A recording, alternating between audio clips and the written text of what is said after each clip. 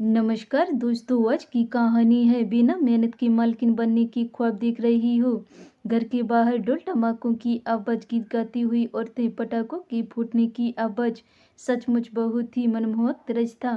आज नई दुल्हन का शांति सदन में गृह प्रवेश था। दुल्हन घर के दरवाजे पर उस बड़ी सी कार में आ चुकी थी। जैसे ही कार का दरवाजा खुला, दुल्हन ने पहला कदम बाहर रखा और सबसे पहली एक सरसरी सी नजर उस पूरे घर पर दे मारी।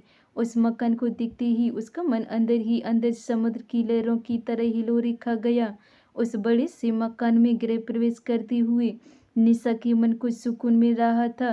अब तो वो इस घर की मालकिन होगी, बस यही बात बार बार मन में आ रही थी। सचमुच उसका ससुराल कितना समृद्ध है। कहाँ इतना बड़ा मकान और कहाँ उनका छोटा सा घर जहाँ खुद का कोई पर्सनल कमरा ही नहीं था। कहाँ वो इस समय उस छोटे से मकान की कल्पना करने बैठ गई। अपने विचारों को झटक कर निशा घर में प्रवेश करने लगी। निशा मन ही मन बहुत खुश हो रही थी और ये खुशी उसके चेहरे से भी जाहिर हो चुकी थी। पति अमन के साथ घर में प्रवेश करने लगी। घर की भव्यता देखकर उसकी आंखें खोली की खोली रह गई। ऐसा घर तो उसने सिर्फ सपनों में ही देखा था। ये रिश्ता उसकी बुआ ने बताया था। बुआ अमन के घर से 2-4 घर दूर ही रहती थी। अमन की माँ की तबीयत ज़्यादा खराब रहती थी, इसलिए वो अमन की शादी करवाना चाहती थी। शायद उनकी यही अंतिम इच्छा थी। अमन एक अच्छा लड़का था, घर बार भी बढ़िया था, इसलिए निशा के घर में सब लोग शादी के लिए तैयार हो गई थी। बस निशा की माँ तैयार नहीं थी, क्योंकि उनका मानना था कि पहले उसे अपनी पढ़ाई पूरी कर आत्मनिर्भर बनना चाहिए। पर इस रिश्ते की सुनते ही निशा ने सबसे पहले हाँ की थी। आखिर बुआ के घर आते जाते उसने ये बड़ी सी हवेली देखी जो थी। वो तो उसकी ख्वाब ही देखती थी, पर आज वो इस हवेली की मालकिन थी। उसके आगे पीछे नौकर चाकर काम करेंगे।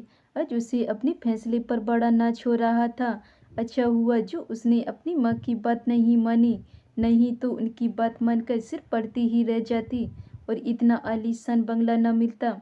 मन ही मन सोचती हुई निशा ने घर में प्रवेश किया। घर के अंदर की भव्यता देखते ही निशा की निगाहें यूं ही रुक गई। मन में एक लालच सा समा गया कि अब वो इस घर की मालकिन होगी। अपलक ही वहाँ की सुंदरता को निहारती रह गई। ये देखकर उसकी ननद जानकी बोली, भाभी अभी तो घर में प्रवेश ही किया है तो आंखें अपलक हो गईं। आपने तो सपने में भी ऐसा घर नहीं सोचा होगा। सचमुच किस्मत वाली हो आप जो ऐसा घर मिला है।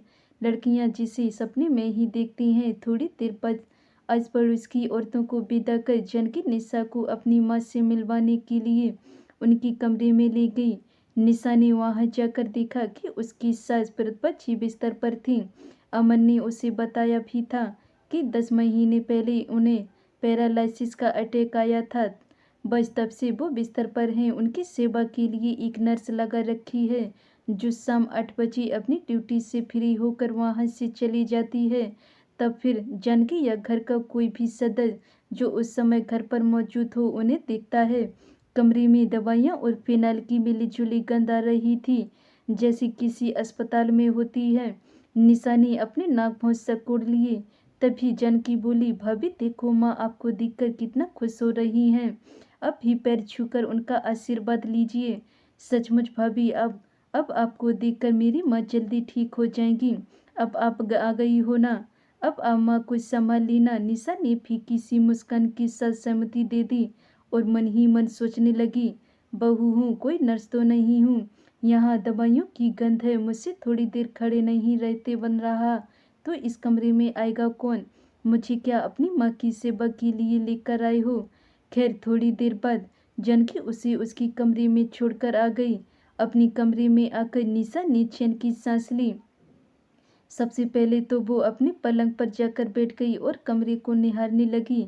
मेरा अपना कमरा, मैंने तो कभी सोचा भी नहीं था कि मेरा अपना कमरा होगा। और सचमुच कितना बड़ा है ये। इस कमरे के बराबर तो हमारा घर था। सचमुच मेरी तो किस्मत ही खुल गई। लेकिन इस सास का क्या करूं, बीमार सास पल्ले पड़ी है मेरे तो। पर फिर भी ठीक है, ज़्यादा किचकिच नहीं करेगी और फिर कितने दिनों की है। ननद भी शादी करके ससुराल चली ही जाएगी, फिर तो सब कुछ मेरा ही है। खैर अभी ये सब क्यों सोचूं, अभी तो इसके लिए बहुत वक्त है। अभी तो हम घूमने के लिए कहाँ जाएंगे? मुझे तो इस पर फोकस करना है। सोचती सोचती वो बिस्तर पर लेट गई। उसे कब नींद आ गई उसे खुद पता नहीं चला।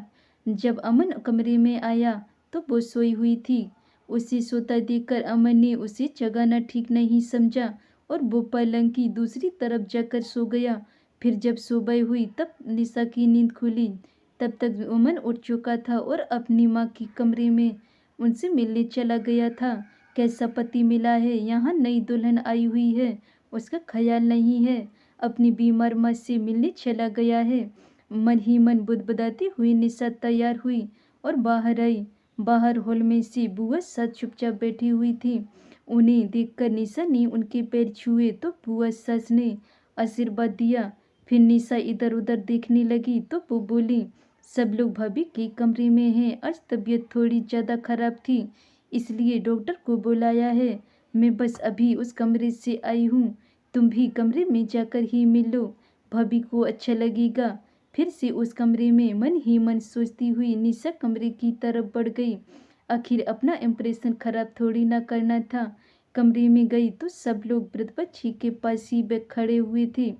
निशा को देखते ही जानकी प्रतिभा जी को हल्का सा हिलाते हुए बोली, मम्मी देखो तो भाभी आई हैं आपसे मिलने के लिए। उनकी बात सुनकर प्रतिभा जी ने निशा की तरफ देखा।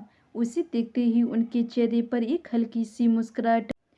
फिर उन्होंने एक लंबी सांस ली और इस दुनिया से विदा कर गई। घर में मातम का माहौल हो गया। सबको पहले से ही पता था कि प्रतिभा जी की हालत बहुत ज़्यादा खराब थी। वो शायद अमन की शादी के लिए ही रुकी हुई थी, इसलिए सब लोगों ने दुखी मन से उन्हें विदा किया। ये माहौल तो निशा के लिए पूरी तरह से उम्मीद के बाहर था।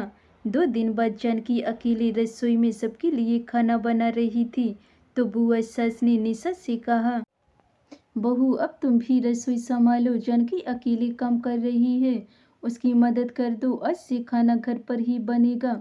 इतनी बड़ी हवेली और खाना खुद बनाते हैं। निशा मन ही मन सोचती हुई एक टक बुआ जी को देखते रह गई। अरे क्या सोच रही है बहू? निशा ने ना में गर्दन हिलाई और आखिर मन मार कर रसोई में गई और जानकी की मदद कराने लगी। थोड़ी देर बाद जानकी और निशा को ससुर जी ने अपने कमरे में बुलाया। निशा जानकी के साथ जब कमरे में गई तो वहाँ ससुर जी, बुआ सास और अमन पहले से ही बैठे हुए थे। वो दोनों भी एक तरफ जाकर खड़ी हो गई। तब ससुर जी बोले, देखो जैसा कि तुम सब जानते हो कि प्रतिभा की इलाज के लिए काफ़ी पैसों की ज़रूरत थी। ये बंगला हमें बेचना पड़ा था। वो तो इसे मैंने अपने दोस्त को बेचा था, इसलिए उसने इजाज़त दे दी थी कि जब तक प्रतिभा है तब तक हम यहाँ रह सकते हैं। पर अब हमें 15 दिन के पूरे कार्यक्रम करने के बाद ये घर खाली करना है। तुम लोगों पर एकदम से काम का वजन न पड़े, इसलिए कह रहा हूँ कि धीरे धीरे इन दिनों में अपना अपना सामान पैक कर लेना ताकि तुम लोगों को परेशानी ना हो। ये सुनकर सब लोग जहाँ चुप थे वहीं निशा के पैरों तले जमीन खिसक गई। कहाँ वो तो उसी बंगले को देख करके उनकी मालकिन बनने की ख्वाब देख रही थी और कहाँ एकदम से जमीन पर आकर गिरी। उस समय तो वो कुछ नहीं बोली, चुपचाप अपने कमरे में आ गई। पर कमरे में जाते ही उसने सबसे पहले अपनी बुआ को फ़ोन किया और फ़ोन पर ही उन्हें सुनाने लगी, बुआ कौन सी जन्म का बदला लिया है आपने मुझसे? ये कहाँ शादी करवा दी आपने मेरी? इतना बड़ा धोखा मेरे साथ। आपको पता भी है ये बंगला तो बिका हुआ है, इनके पास कुछ भी नहीं है। बर्बाद कर दी है अपनी मेरी जिंदगी। बिना बुआ की कोई बात सुने ही उसने फ़ोन रख दिया। रात का समय था इसलिए दूसरे दिन बुआ निशा के पापा मम्मी के साथ उसकी ससुराल पहुंची। घर का माहौल ही ऐसा था जो किसी को शक भी नहीं हुआ कि वो लोग क्यों आए हैं। आते ही निशा की मम्मी ने उसकी बुआ सास से पूछा, निशा नहीं दिख रही, अंदर रसोई में है क्या? अरे नहीं नहीं समधिन जी, आज उसकी तबीयत थोड़ी ठीक नहीं है इसलिए अपने कमरे में आराम कर रही है। आप उसके कमरे में जाकर ही मिल लो। उसकी बात सुनकर बुआ और मम्मी कुछ देर बाद निशा के कमरे में गई।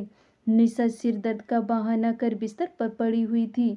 उन दोनों को वहां देखते ही निशा बरस पड़ी, बर्बाद कर दी आप लोगों ने मेरी जिंदगी। बुआ को क्या पता नहीं था कि यहाँ सब कुछ बिका हुआ है। अब तो बहुत अच्छे से जानती थी इनके परिवार को। कहाँ तो मैंने सोचा था कि घर की मालकिन बनूंगी। अरे आपने तो मुझे नौकरानी बनाकर छोड़ दिया। चुप, बिल्कुल चुप, एक शब्द नहीं बोलेगी अब तुम। अचानक निशा की मम्मी ने उसे डांटते हुए कहा, तेरी बुआ ने हर बात क्लियर बोली थी, सबके सामने बोली थी। तू भी वहीं बैठी हुई थी, पर तेरी आंखों पर तो हवेली की पट्टी लगी हुई थी, जो न तू देख सकी और ना ही सुन सकी। अब ये बेवजह का रोना बंद कर। ससुराल आते ही ससुराल की मालकिन बनना है, लेकिन जिम्मेदारी कुछ भी नहीं लेनी है। इसलिए कहा था कि पढ़ लिख कर आत्मनिर्भर बन, कम से कम पति के साथ कंधे से कंधा मिलाकर अपनी गृहस्थी तो चला पाएगी। लेकिन नहीं, तुझे तो सीधा पति की प्रॉपर्टी चाहिए, वो भी बिना जिम्मेदारी के। अपनी मम्मी की बात सुनकर निशा चुप हो गई। आखिर मम्मी गलत तो नहीं कह रही थी, पर अब क्या करें, उसने धीरे से कहा, माता पिता हैं हम, गड्ढे में तो तुझे फेंका नहीं होगा। ये हवेली बगैर बिक चुके हैं, लेकिन इन लोगों ने अपना एक फ्लैट खरीद रखा है। समधी जी का बिजनेस डूब चुका है, लेकिन अमन की तो नौकरी अच्छी है और वो मेहनती भी है। तेरी तरह ख्वाली पुलाव नहीं बनाता। भविष्य में कुछ न कुछ तो वो कर ही लेगा। बस तू उसका साथ दे, उसकी रास्ते का रोड़ा मत बन। जॉब नहीं कर सकती तो उसके घर को अच्छे से संभाल ले, ताकि वो बेफिक्र होकर आगे बढ़ सके। इतना अच्छा ससुराल मिला है तुझे, खराब मत कर। वो लोग तो अभी वैसे ही दुखी हैं, अगर उन लोगों को तेरी सोच पता लग चलेगी तो उन्हें कितना दुख होगा। मम्मी की बात सुनकर निशा अब चुपचाप ससुराल में अपने आप को ढालने की कोशिश करने लगी। कुछ महीनों बाद निशा अपनी ससुराल की धुरी बन चुकी थी। धन्यवाद दोस्तों, अगर ये मेरी कहानी आपको पसंद आई हो तो वीडियो को लाइक कमेंट शेयर ज़रूर करें। चैनल पे नए हैं तो चैनल को सब्सक्राइब कर लें। मिलते हैं ऐसी और नई कहानियों के साथ, तब तक के लिए बाय बाय।